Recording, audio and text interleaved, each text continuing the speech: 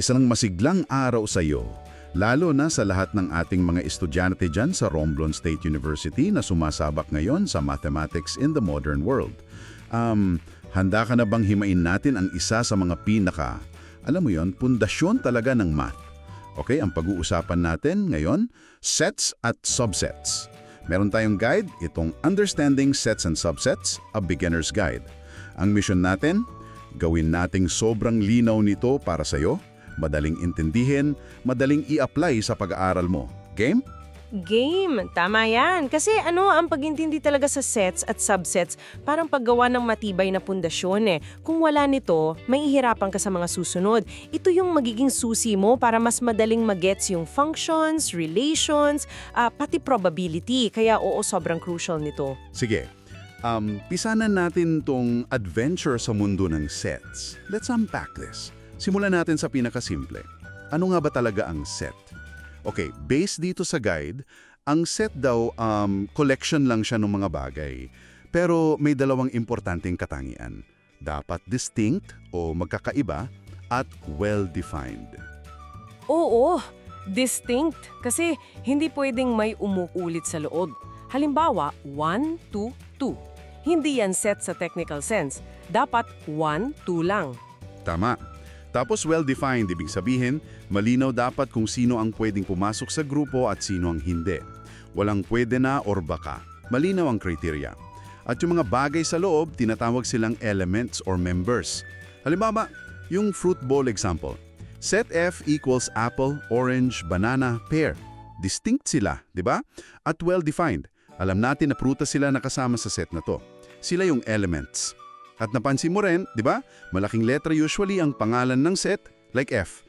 Tapos, naka-curly braces, show yung elements na pinaghihiwalay ng kama. Standard notation yan. Okay, paano naman isinusulat ang mga set? Sabi dito, may dalawang main ways. Importante na alam mo pareho. Una, yung roster method. Ito yung parang diretso. Ilista mo lang lahat ng membro. As in, enumerate mo sila. Example, set A ng unang 5 natural numbers. A equals 1, 2, 3, 4, 5. Kita mo, lista lang. Madali to pag konti lang naman. Yes, very straightforward. Pangalawa, yung medyo mas descriptive, set builder notation. Dito, hindi mo isa-isahin yung members. Instead, ilalarawan mo yung property o katangian na meron lahat ng members at sila lang ang may ganung property. Parang rule-based? Oo, parang rule. Gamit yung same example kanina, set A, pwede nating isulat as B is equal to X such that X is a natural number from 1 to 5. Yung vertical bar, binabasa siyang such that. So, B is the set of all X such that X is a natural number from 1 to 5. Ang ganda niyan kasi parehong method, valid sila. Depende lang talaga kung ano mas practical. Roster, pag madaling ilista. Pero halimbawa, set ng lahat ng integers. Imposibleng i-roster yan, di ba? Oo nga, infinite yun eh. Doon papasok yung power ng set builder. Pwede mong sabihin x such that x is an integer. Malinaw na kahit di mo mailista. Mas concise siya for large or infinite sets. Gets. Para mas makita natin, tingnan natin yung example sa guide. Set ng vowels. Roster. V equals A, E, I, O, U. 5 lang, kaya okay i-roster. Set builder. V equals X. X is a vowel in the English alphabet. Description naman. Pareho lang ang tinutukoy. Isa pa. Set ng even numbers less than 10. Assume 2, 4, 6, 8. Roster. E is equal to 2, 4, 6, 8. 4 lang. Set builder. E equals X. X is an even number and 0 less than X less than 10. Dito, may condition. Even and between 0 and 10. Malinaw din. Very clear. Okay, mukhang clear na ang sets at paano isulat. Ngayon, level up tayo ng konti. Pasok na tayo sa konsepto ng subset. Ano naman kaya to? Sabi sa guide, ang set A ay subset ng set B kung ito yung keyword. Bawat isang elemento ni A ay makikita mo rin sa loob ni B. Lahat dapat ha, walang maiiwan.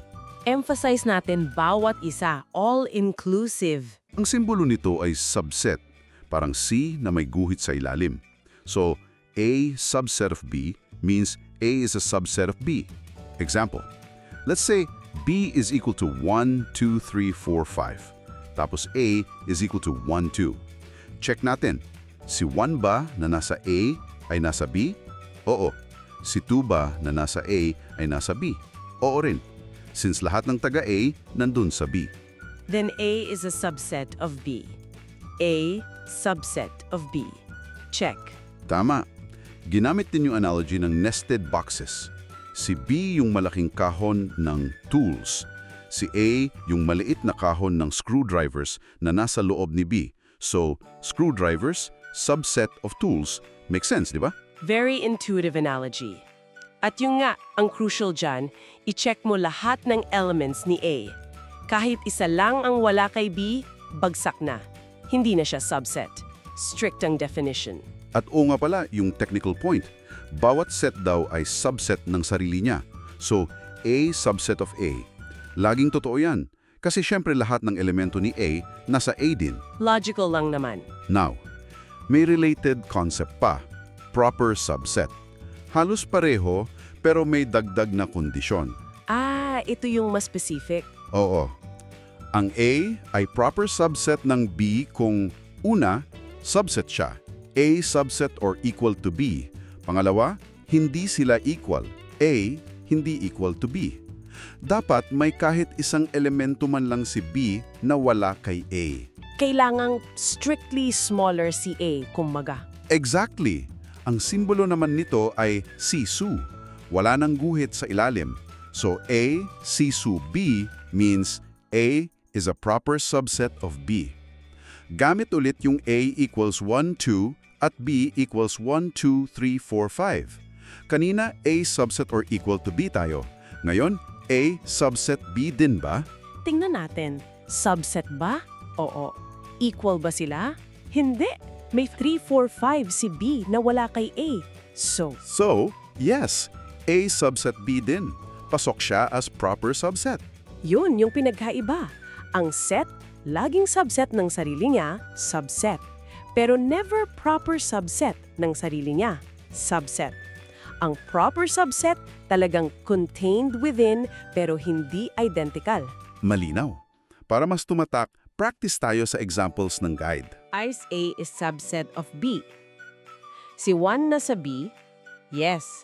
Si 3 na sa B, yes. So, Oo, A subset ng B. At dahil hindi sila equal, A subset B din. perfect. Example 2. X is equal to ARE. Y is equal to READ. X subset Y ba? Check. A nasa Y? Yes. R nasa Y? Yes. E nasa Y? Yes. Lahat nandoon. So, Yes ulit, X subset ng Y at X subset Y din. Kasi may DCY na wala kay X. Order doesn't matter sa sets. Tandaan natin yan. tama. Example 3. P is equal to pula, azul, verde. Q is equal to pula, dilaw, azul, kahel. P subset Q ba? Pula nasa Q? Yes. Azul nasa Q? Yes. Verde nasa Q? Teka, Oo, wala si Berde kay Q. wala nga. So kahit isa lang ang wala, Bagsak na, hindi subset. P is not a subset of Q. malinaw na malinaw. Okay, special case time. Meron kasing isang set na very unique, ang empty set or null set. Ang paborito ng marami. Ito yung set na walang laman, as in zero elements. Ang simbolo ay phi or empty brackets, pareho lang yan. At dito yung medyo mind-bending na property niya. Ang empty set, phi, ay subset ng lahat ng set. Kahit anong set A pa yan, phi subset to A. Teka, paano nangyayari yun? Isipin mo yung condition. Lahat ng elemento ng unang set ay nasa pangalawang set. May elemento ba si phi na wala kay A? Wala. Kasi wala naman siyang elemento. So, walang element niya ang sumisira sa kondisyon. Kaya technically, valid siya. Vacuously true, sabi sa logic. Wow! Okay, gets ko na. Medyo weird pero logical. At dahil subset siya ng lahat ng set, maliban sa sarili niya kung empty din yun at hindi siya equal sa kahit anong non-empty set, ano ang conclusion? Ang empty set ay laging proper subset C ng kahit anong set na may laman. Bingo! Phi subset to 1, 2 ay totoo, phi subset to apple ay totoo, basta non-empty yung pangalawa. Ang galing! Okay, isa pang tanong na sinagot sa guide. Kung may set ka, ilan ang possible subsets na mabubuo mo? May formula ba? Meron! At napaka-elegant ng formula. Kung ang set mo ay may n na elements, ang total number of subsets ay 2 raised to fifth n, 2 to the power of n. Simple lang, di ba? Subukan natin sa example. C equals set A, B, C. Ilan ang elements? 3. So, n equal 3. Ilan dapat ang subsets? 2 cubed equals 2 times 2 times 2 equals 8. Dapat 8. Let's list them down to confirm. Sige, listahan natin yung 8. 1. Empty set. Yung empty set, laging kasama. 2. A. 3. B. 4. C. Tag-isang element. 5. AB. 6. AC. 7. BC. Tag-dalawang elements. 8. ABC. Yung set mismo. Bilangin mo. 1, 2, 8. Eksakto. Gumagana nga. Galing, no? At kung ang tanong naman ay bilang ng proper subsets? Madali na lang yon. Yung total minus 1 lang. Tama. 2 sub n minus 1 kasi tinatanggal lang natin yung isang kaso na kapareho niya yung original set.